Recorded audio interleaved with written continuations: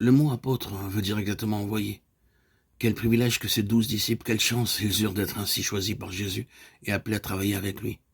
Et plus, privilégiés encore que vous ne pensez, car pour ses amis de choix, Jésus manifesta à plusieurs reprises ce qu'il était, c'est-à-dire sa divinité, d'une façon très particulière. Ça se comprend à ces hommes qui travaillent directement avec lui. Il était normal qu'il expliquât des choses plus complètes qu'aux autres, qu'il leur fit mieux sentir qu'il était bien plus qu'un grand orateur religieux ou même un prophète, qu'il était le Fils de Dieu. Vous vous souvenez de la scène de la tempête apaisée, telle que vous l'avez lu dans le premier chapitre des évangiles? Déjà, cela avait été une telle preuve que Jésus leur avait donné de sa toute-puissance. Une autre fois, les apôtres étaient aussi en barque dans la nuit, sur le lac de Tibériade, quand de nouveau, un violent coup de vent les secoua et les poussa vers le large, loin du rivage où ils voulaient retourner. Mais cette fois, Jésus n'était pas avec eux. Vers 3 heures du matin, les bras rompus par l'effort, ils désespéraient de pouvoir revenir au port quand une forme blanche apparut, se dirigeant vers eux. Elle marchait sur les eaux. Une angoisse les saisit devant ce qu'ils prenaient pour un fantôme. Ils hurlèrent de peur, mais une voix leur parvint qu'ils reconnurent aussitôt. « C'est moi, ne craignez rien. » Dans l'ombre, les traits de l'apparition étaient mal discernables. Un des apôtres s'écria: « Si c'est vous, Seigneur, ordonnez que moi aussi je marche à votre rencontre sur les eaux. »« Viens, » cria Jésus. Le disciple s'élança, mais sentant l'eau mobile sous ses pieds, suspendue dans cette position déconcertante, il fut attaqué par le doute et instantanément, il commença à s'enfoncer. Mais Jésus, le prenant par la main, le guida vers la barque et l'y fit entrer.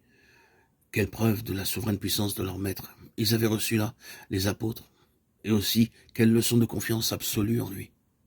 Une autre fois, il y eut encore une manifestation plus éclatante. C'était en plein mois d'août de l'année 29, au cœur d'un de ces étés tout embrasés de lumière, comme on les voit en Orient. Jésus prit avec lui 3 de ses disciples, Simon, Jacques et Jean, et les emmena au sommet d'une très haute montagne, probablement de l'Hermon, qui, tout au nord de la Palestine, dresse dans le ciel pur à 2800 mètres d'altitude ses flancs, couverts d'admirables forêts, et sa cime, où la neige étincelle longtemps.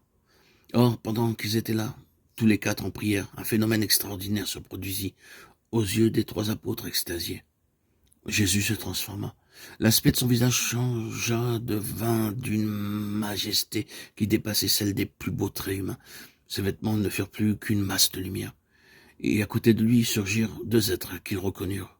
Moïse, le grand Moïse, et le prophète Élie, celui qui avait été enlevé au ciel par Dieu.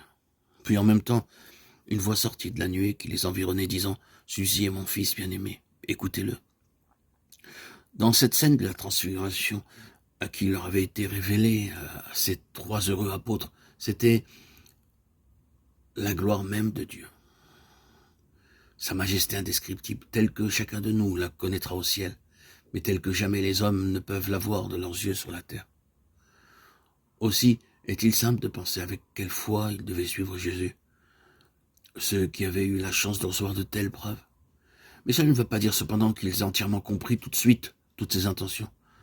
Quand Jésus leur faisait sentir qu'il était vraiment le Fils de Dieu, aussi puissant que son Père, ils étaient joyeux, exaltés, enthousiastes.